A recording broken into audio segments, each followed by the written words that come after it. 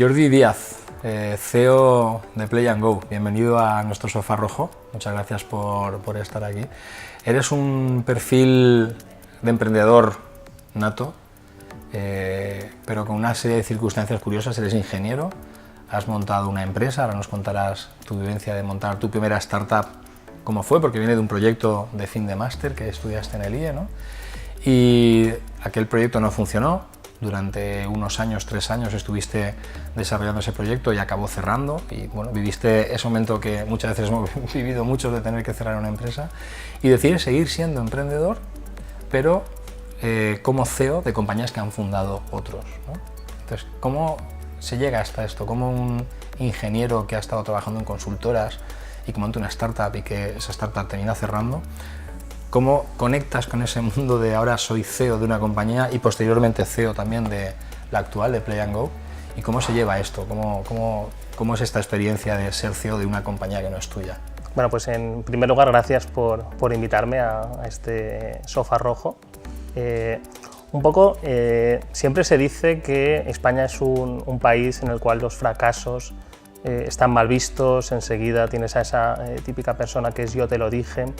Sin embargo, yo siempre he sido una persona que no me ha costado reconocer mis errores, que siempre trato de aprender de lo que no ha funcionado, con lo cual el hecho de haber cerrado una empresa lo vi como una oportunidad de decir, oye, si monto otra cosa, si soy CEO de otra empresa, si tengo otra vez la oportunidad de montar algo, voy a tener la ventaja frente a otros de que ya he cometido una serie de errores, también aciertos, que voy a poner en valor en la siguiente empresa. Entonces yo siempre trato de verlo como una oportunidad de poder mejorar aquello que a lo mejor no hice bien por circunstancias internas o externas. Pero ¿cómo te llegó esta oportunidad de ser CEO de una empresa después de haber cerrado la anterior? Pues fue una historia muy curiosa porque mi primera startup fue una idea que, como tú bien decías, surge de un proyecto que desarrollamos sobre el año que estuve estudiando en el Instituto de Empresa. ¿En Madrid? En Madrid. Las fuimos desarrollando durante todo ese año, desarrollando todo el plan de empresa, desarrollando el mínimo producto viable, y cuando terminamos el máster pues nos planteamos el qué voy a hacer ahora, ¿no? Entonces vimos, oye, si todo esto que hemos desarrollado tiene sentido, ¿por qué no llevarlo a la realidad, ¿no?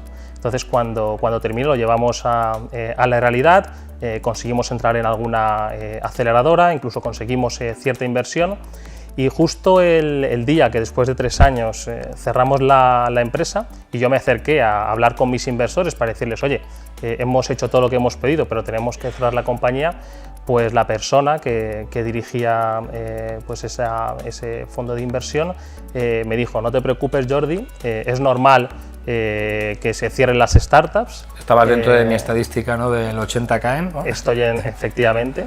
¿Vale? Sin embargo, yo a ti te conozco, sé que eres una persona que ejecuta muy bien, que gestiona bien al equipo, yo tengo otras empresas y quiero que seas el CEO de una de ellas. Con lo cual, pues bueno, de alguna forma me sentí pues gratificado a nivel personal de que realmente pues hay factores en una startup que tú no controlas, ¿no?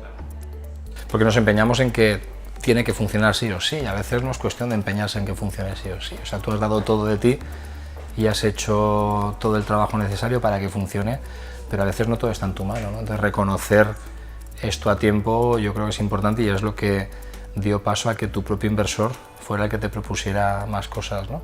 Pero tú venías de Everis, venías de haber sido consultor de tecnología en Everis, que es una multinacional, es una compañía bastante grande. ¿Y cuántos empleados hay hoy en día? A día de hoy he superado los 20.000. 20.000, y tú entraste como el empleado número 1.500, ¿no?, más o menos. Yo tenía el número 1.522, efectivamente.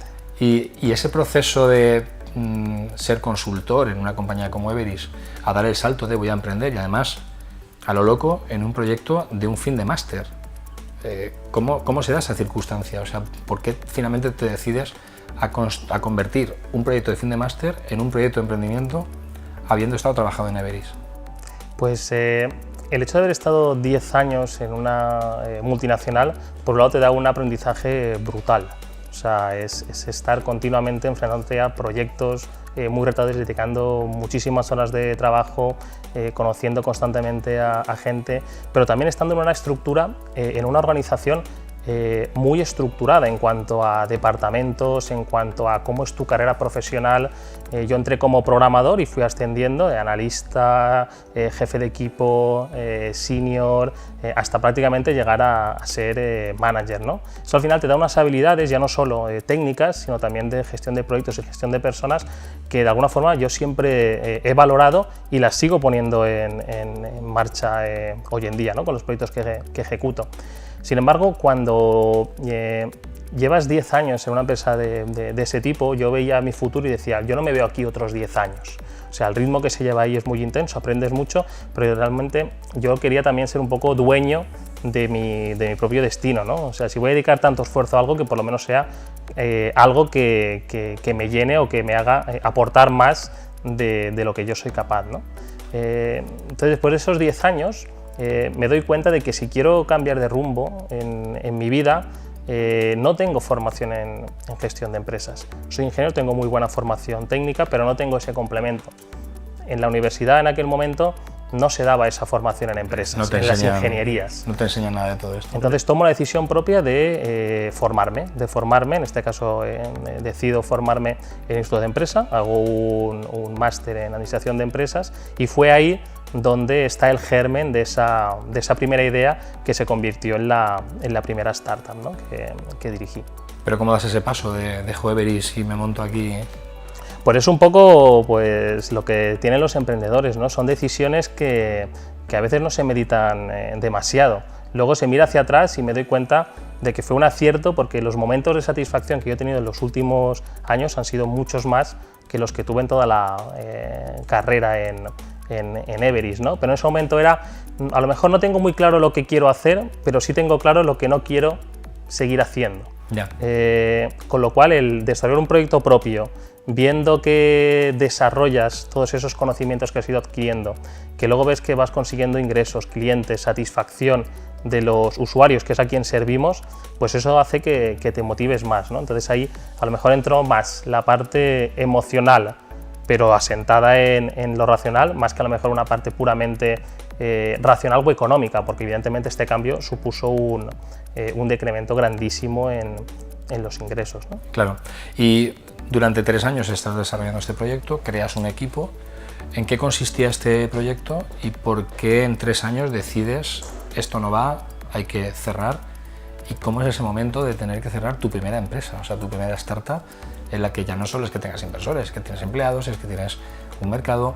¿Cómo fue este proceso? O sea, ¿en qué consistía la startup y cómo fue ese momento de darte cuenta esto no va y por qué? La empresa se llamaba TripMenú y lo que buscaba era llevar el concepto que en ese momento existía de los talonarios banco-hotel, ¿Sí? Pero en vez de dirigirlos a hoteles, dirigirlos a restaurantes. Era un producto dirigido a turistas que de alguna forma lo que les vendía eran unos bonos con un precio ya cerrado que podían utilizar en una serie de restaurantes que nosotros elegíamos, con lo cual cuidábamos mucho la calidad, con lo que el visitante que va a otra ciudad, que no conoce la cultura, que pues no quiere que le engañen, pues controlaba el precio de los restaurantes, controlaba su calidad y de paso tenía una experiencia, digamos, gastronómica diferente de la que tienes cuando vas a un sitio que no conoces, ¿no? Entonces en ese momento vimos que tenía bastante sentido, ¿no? Era cuando empezaban pues todos los grupones, el tenedor, y nosotros de alguna forma queríamos posicionarnos no en un mercado local, sino en un mercado turístico, sabiendo el potencial del sector turístico que tiene el mercado en España, ¿no?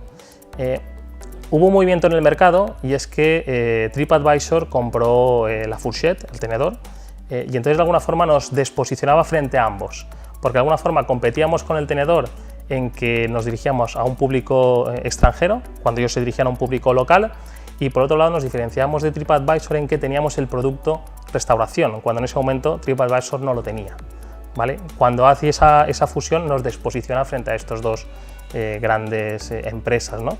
Entonces, el reaccionar ante ese movimiento del mercado nunca es fácil, porque al final el cerrar una startup es como tu hijo, ¿no? Como tu bebé. Cuanto más tiempo llevas trabajando en ella, más te cuesta cerrarla, ¿no?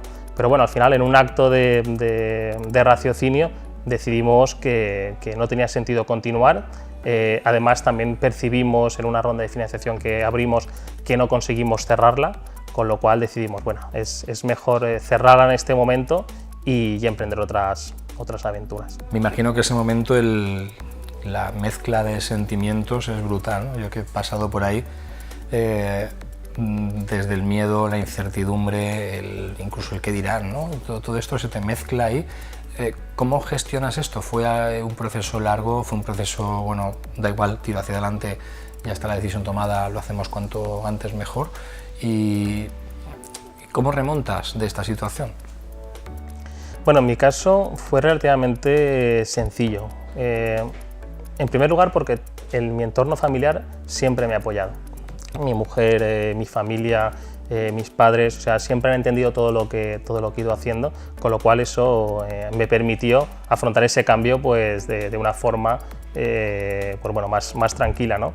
Pero yo soy una persona que soy muy exigente conmigo mismo, entonces yo tenía esa tranquilidad de que yo lo había dado todo, ¿vale?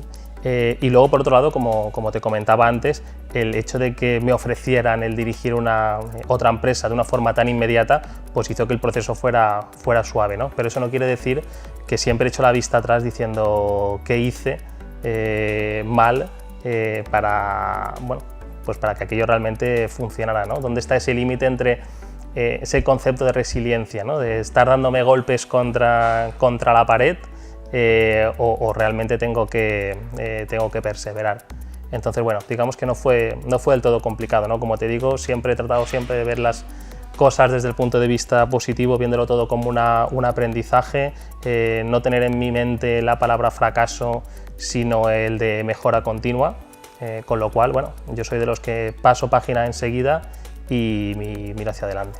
Imagino que el hecho de que tu inversor te diga, oye, no te preocupes, tengo este proyecto para ti, también te da una tranquilidad, ¿no? Decir, ostras, que quizás a lo mejor era el miedo más grande, ¿no? ¿Qué va a pasar con esta gente que ha confiado en mí, que me han dado dinero, se han invertido en mi proyecto, y ahora les tengo que decir que, oye, mira, que esto no va, ha pasado esto, el momento que sea, y no veo más alternativas, sí. Chapamos, ¿no? Entonces te facilita ese camino.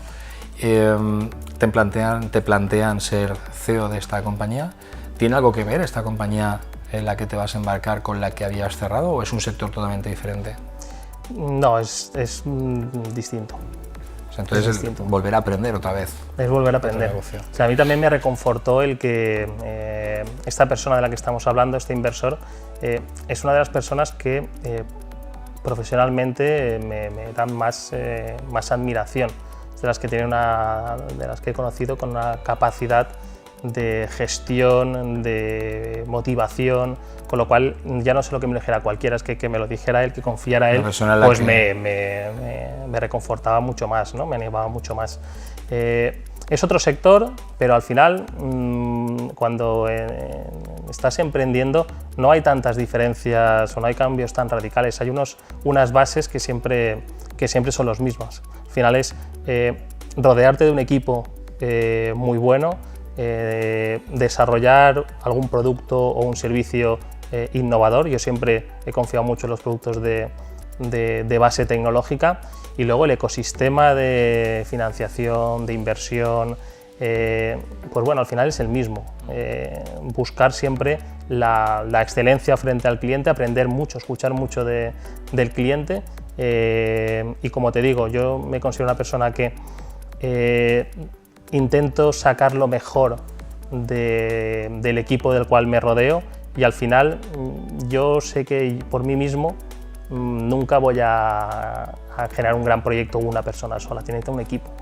Y entonces es en ese sentido de equipo donde veo que, por ejemplo, esa segunda startup que se llama Globally Accelerator, pues tratamos de llevarla al siguiente nivel, ¿no? Sin embargo, aquí una cosa es, tú montas tu primera startup, montas tu propio equipo, aquí el equipo ya lo tienes también.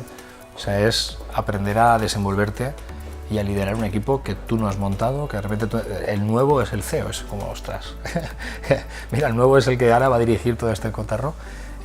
¿Cómo se te dio? Es una experiencia totalmente nueva para ti en ese momento, ¿no? Sí, es nueva porque es como tú dices, ¿no? Digamos, el equipo está montado, las bases del producto están montadas, ya se tiene una base de clientes y ya se tiene una serie de condicionantes. Yo cuando llego a esa segunda startup ya hay una serie de inversores que ya habían confiado en el proyecto previamente, ya tienes una serie de clientes, ya tienes una inercia que viene heredada del periodo anterior. Entonces, por un lado, lo que yo hice fue, oye, voy a aprender lo más rápido posible de lo que ya hay ahora mismo, pero luego, evidentemente, tú como CEO tienes que marcar tu estilo y tienes que marcar la dirección hacia dónde va la compañía, ¿no?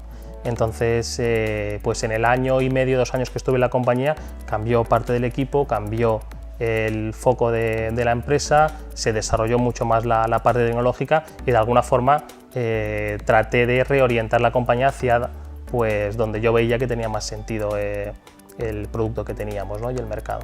Sin embargo, en año y medio, 2 años, como cuentas, hay un cambio en tu vida y decides volver a hacer otro cambio, ¿no? Entonces, es lo que te lleva a Play & Go, que es donde estás ahora. ¿Cómo fue ese cambio? ¿Qué es lo que lo produjo? ¿Y qué es Play & Go? Me interesa mucho que lo cuentes. Aunque estuvo Gerson Beltrán el otro día aquí, que trabaja contigo, pero cuéntame un poquito más cómo nace este proyecto, cómo te incorporas a él y en qué se está desarrollando. Pues un poco la decisión personal que tomé hace pues 2 años aproximadamente fue el de, oye, yo llevo en Madrid ya 15 años, yo soy de un pueblo de Alicante, aunque obviamente pues Valencia me ha tirado siempre mucho, y tomo la decisión personal de cambiarme de ciudad. Y, oye, Madrid ha sido una etapa muy buena, pero me caso, tengo un niño y entonces decido cambiarme de ciudad, pensando pues obviamente más en mi entorno familiar que en mí, pues en este caso en mi carrera profesional, ¿no? en esta startup. Entonces eso lo que conlleva evidentemente son cambios a nivel profesional. Lo que hacemos es buscar o incorporar pues, a otro CEO que de alguna forma dé continuidad a la empresa. De hecho, a día de hoy sigue funcionando. Tú eres socio de esta segunda startup, igualmente. Yo sigo teniendo una pequeña participación en esta segunda empresa y entonces pues, bueno, pues me decido trasladarme a Valencia. Estamos unos meses viendo cómo puede ese modelo de estar trabajando a distancia, pero al final nos damos cuenta de que eso no es lo más operativo ni lo más conveniente para la empresa, con lo que la dejo y entonces digamos que pongo punto final a esa etapa e inicio una nueva etapa.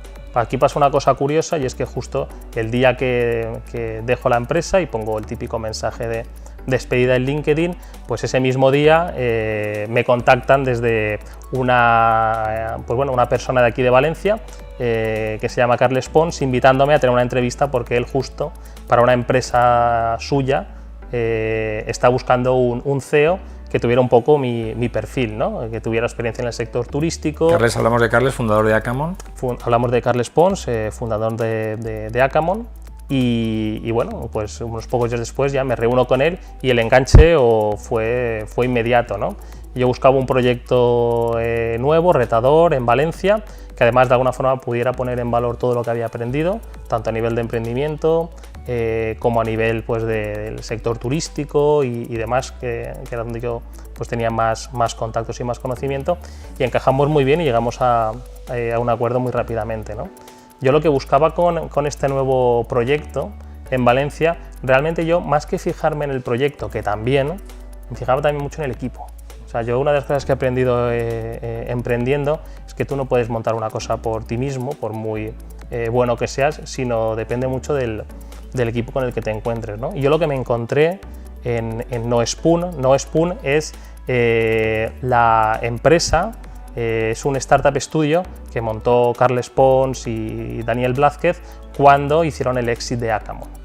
Este startup estudio genera ideas, las testea contra el mercado y aquellas que ven que funcionan es cuando contratan a un equipo de desarrollo de negocio, se crea la empresa para llevarla a cabo. Entonces yo lo que me encuentro ahí, esta idea es Play & Go, ya no solo es la idea que veo que está validada, pero todavía digamos no estaba madura o no estaba completamente desarrollada, me la encuentro todavía un poco en pañales, y me doy cuenta que realmente lo que tienen potente es el equipo. O sea, me encuentro a un equipo muy reconocido en Valencia por la venta de Acamon, gente que técnicamente era muy potente, muchos de ellos seniors, muy comprometidos con el proyecto, con una gran capacidad de trabajo en equipo, y eso fue lo que me enganchó, el equipo.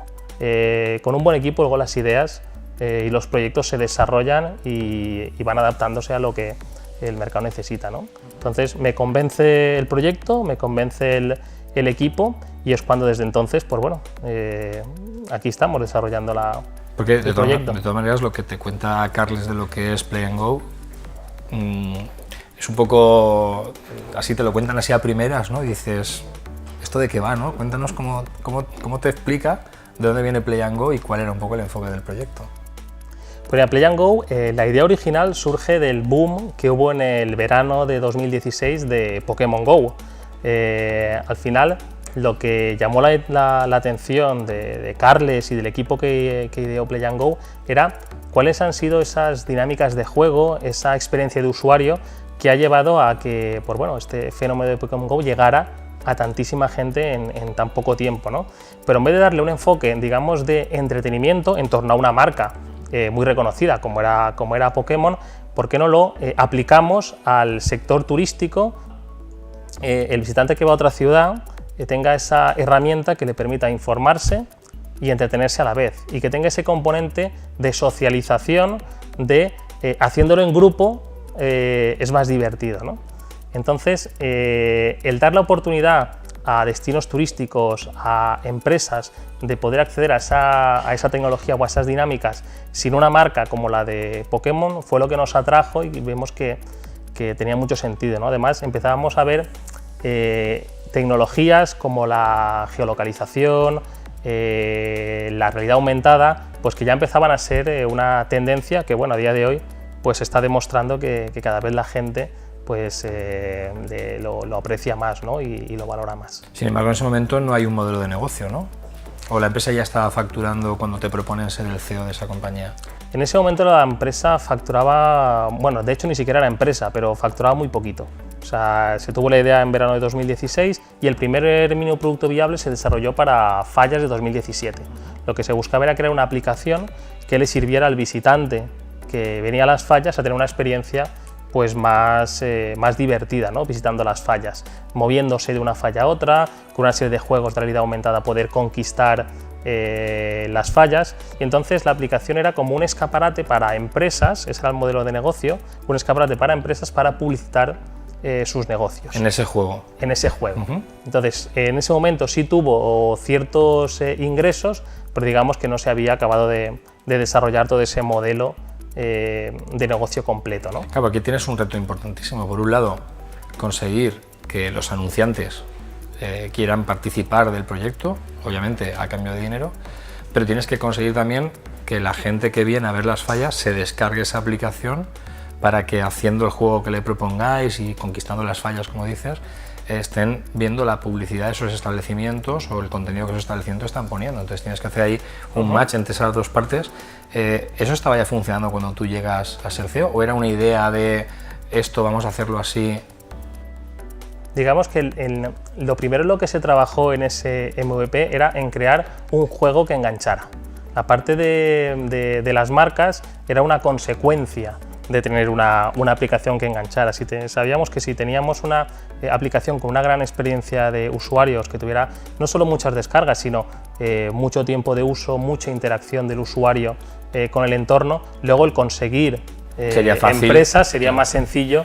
Entonces realmente en lo que somos buenos, al tener un equipo que viene del mundo de los videojuegos, claro, somos buenos en crear esa experiencia de usuario. Entonces ese fue el primer objetivo. Cuando yo me incorporo como CEO realmente es oye, ¿cómo vamos a sacarle dinero a esto? A crear el modelo de negocio. A crear el modelo de negocio. ¿Va a venir el dinero solo de los patrocinadores o podemos encontrar otras vías de monetización del propio proyecto? Y entonces, pues, es un poco la tarea. En ese momento, la única vía de monetización eran patrocinadores. Ahora tenemos 4 vías de monetización. Algunas son más evidentes y otras son menos evidentes. Y eso es lo que hemos estado desarrollando este año. En aquel momento, el videojuego, de alguna forma, era el fin, y lo que hemos ido transformando la empresa es que el juego no sea un fin, sino que sea un medio. ¿Un medio para qué? Para captar datos. Datos de los usuarios, datos de cómo se mueven por un espacio, datos de mapas de calor, mapas de comportamiento. Todo esto siempre anonimizado y agregado. Obviamente somos muy conscientes de toda la ley de protección de datos, pero al final lo que pensamos es que lo potente que tenemos entre manos es que somos una herramienta que genera datos en función del tipo de objetivos que nos queramos plantear, ¿no? Y los datos para nosotros es como es el petróleo del futuro. Va a ayudar a las organizaciones, va a ayudar a los destinos turísticos a tomar mejores decisiones, pero mejores decisiones en base a información objetiva. Y eso, por ejemplo, lo hemos hecho en la aplicación de fallas de este año. Hicimos el MVP para fallas de 2017, pero el Ayuntamiento de Valencia y a través del organismo encargado de la promoción de la ciudad, que es Turismo Valencia, nos pidió para este año 2018 el desarrollar la aplicación oficial de fallas. Gracias a los datos que obtuvimos de cómo se movía la gente en fallas, tuvimos, para que te hagas una idea, cerca de 19.000 descargas, con lo cual, bueno, frente a un evento que vienen en torno a 1 millón de visitantes, ya es una muestra significativa, ¿vale? Obtuvimos información de cómo se movía la gente durante el evento de las fallas. Entonces, obviamente, hubo información que todos conocemos, oye, se mueven cerca de las fallas de sección especial, se mueven por el centro, pero tuvimos información que no era tan evidente, por ejemplo, de cómo se movía la gente desde el centro hacia la zona de la playa, cuando no se pensaba que la zona de la playa, de las fallas que estaban por el Cabañal y demás, tuvieran tanta afluencia de gente. Esa información de cómo se mueve la gente va a servir para el año que viene para temas de seguridad ciudadana, temas de señalización, temas que de alguna forma ayuden a la movilidad en un evento tan masificado. Entonces, ese es el futuro de la compañía, los datos. Me estás hablando de un modelo en el que en este momento tu cliente es una entidad pública, que es, digamos, quien gestiona las fallas en Valencia, pero ¿cómo trasladas esto al sector privado? Porque claro, aquí veo perfectamente al final el enfoque, ¿no? Recoges esos datos para luego el siguiente evento pues tener más información para hacerlo mejor, para incluso monetizarlo mejor de alguna manera, pero ¿cómo trasladas esto a una empresa privada? ¿Cómo podéis entrar mezclando tantos conceptos? Está mezclando gamificación, geolocalización, marketing, con digamos todo alrededor de una plataforma. ¿Cómo trasladas esto a la empresa privada? Al final, o sea, Fallas es un ejemplo de cómo le podemos sacar utilidad a los datos, ¿no? En este caso es para bueno, mejorar la toma de decisiones en cuanto a temas de planificación turística, ¿vale? Pero para el sector privado tampoco es tan distinto. Por ejemplo, ahora estamos trabajando para una gran empresa que tiene implantación a nivel nacional y entonces lo que vamos a hacer con este proyecto es ayudarles básicamente a contribuir a que aumenten sus ventas. Vamos a desarrollar un juego en el que vamos a geolocalizar 80.000 puntos por toda España en donde la gente va a poder interactuar con esos puntos. En función de esa y es una empresa privada, en función de la intensidad que veamos de interacciones de sus usuarios o de sus clientes con esos puntos, vamos a poder determinar de alguna forma en qué zonas pues tienen más oportunidades de venta o en qué zonas la gente es más afín a sus productos y servicios. Entonces nuestra idea es, junto con esa fuente de información, de generación de datos, que es nuestra propia herramienta, mezclándolo con fuentes de información también geolocalizada pública, información que nos puede venir, por ejemplo, del INE, de cuáles son las rentas de la gente por barrios. Cruzando esas dos informaciones, lo que podemos sacar son cosas tan potentes como, por ejemplo, oye, tienes un barrio en Madrid cuyo perfil socioeconómico de la gente es este y la afinidad de esos usuarios con tu producto es muy alta. Y eso lo podemos saber porque a través de la aplicación que estamos desarrollando vemos que hay un índice de actividad muy alta en esa zona. ¿Por qué no te planteas identificar otros barrios, otras zonas de España que tengan ese mismo perfil sociodemográfico y socioeconómico de la gente para poner ahí también tiendas? Porque si te ha funcionado aquí, seguramente allí también te va a funcionar. O al revés, zonas donde no hay prácticamente interactividad, pues no te plantees abrir negocios en esas otras zonas, ¿no? Es otra aplicación que le podemos sacar a los datos. Al final, aplicado a la empresa privada, es una herramienta que te ayuda a mejorar tus estrategias de marketing, saber dónde tienes que invertir ese dinero, pero de nuevo, de una forma objetiva, no de una forma subjetiva. Con datos. Y lo que pasa es que esto al final estás vendiendo, por un lado, el producto, pero por otro lado el servicio a la empresa que te contrata, ¿no? Entonces, realmente, como startup, en el momento en el que metes un servicio, también reduces la capacidad de que sea algo escalable, ¿no? ¿Cómo habéis planteado el crecimiento de Play and Go a nivel global? Si en todo momento parece que tiene que estar presente en la venta de un servicio, ¿no? Que es la personalización del juego. Sí, digamos que como tú dices tienes dos partes, ¿no? El producto tecnológico, en donde buscando la escalabilidad lo que estamos buscando es tratando de automatizarlo y procedimentarlo lo máximo posible. Al final todas las aplicaciones que desarrollamos comparten en torno a un 90 o un 95% de la tecnología. Nosotros siempre decimos que nosotros no desarrollamos aplicaciones móviles ad hoc desde cero, sino siempre tienen que tener, digamos, los componentes que entendemos que son los que dan valor. Entonces, igual que el MVP de Fallas de 2017 tardamos en torno a 4 o 5 meses en desarrollarlo, la última aplicación que hemos sacado al mercado hemos tardado menos de 2 semanas. Entonces, la reducción de tiempos en base a la reutilización del código es una de las palancas de la escalabilidad, pero tampoco queremos perder esa personalización. Al final todos los clientes nos demandan, pues todos tienen su idiosincrasia, todos quieren personalizarlo con sus... No puedo plantearle un producto como el de Fallas con un avatar de una fallera pues a las fiestas de Bilbao, por ejemplo, o a la tomatina. Esos son elementos que siempre me va a tocar personalizar, pero es de lo que menos cuesta personalizar. Entonces ese componente que efectivamente hace que el producto no sea escalable, pero es lo que también me hace diferencial versus otros servicios. Hablamos mucho de que el marketing digital, la tecnología crece a un nivel tan rápido que muchas veces no nos da tiempo ni a seguirlo, ¿no? ni a estar al día.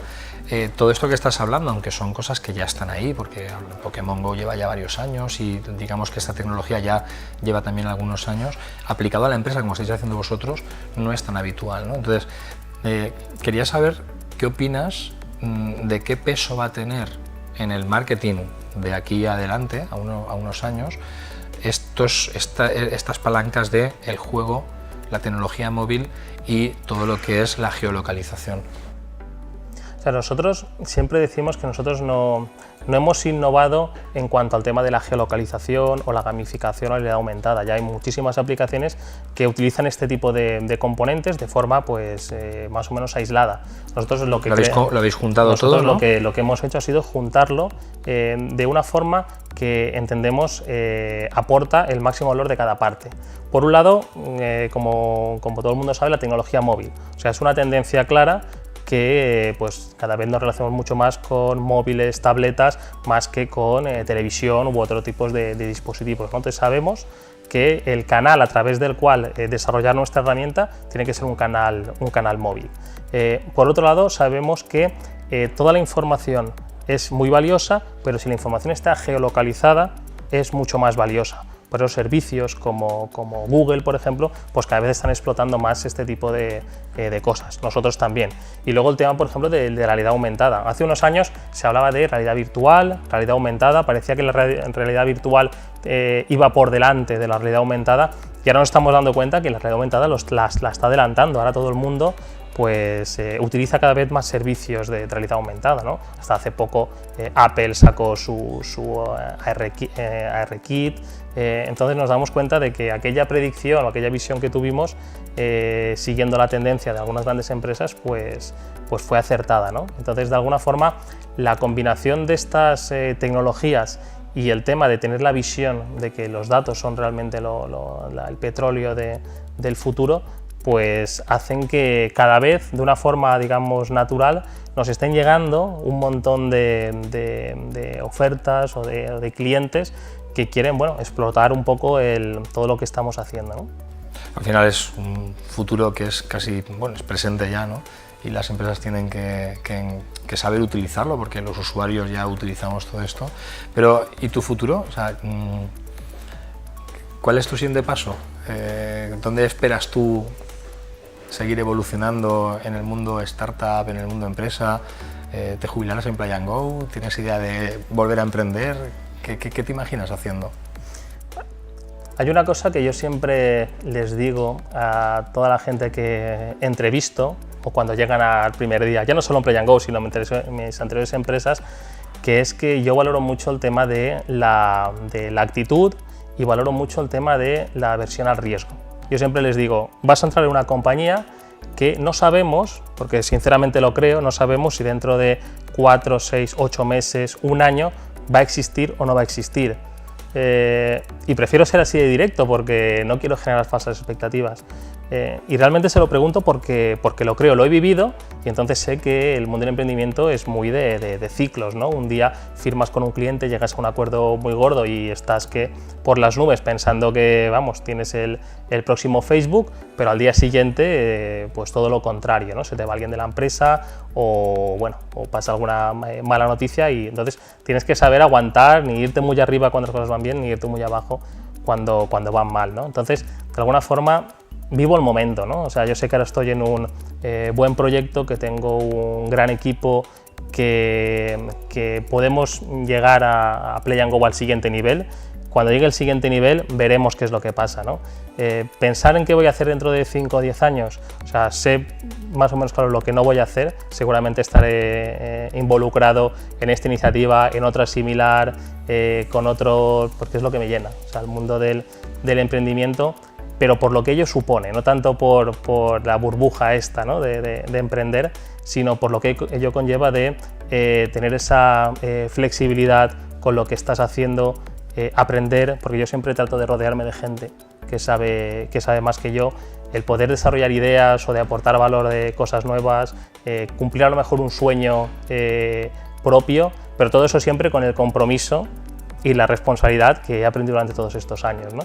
Entonces, no sé dónde voy a estar, pero van a haber todos estos factores seguro en lo que haga.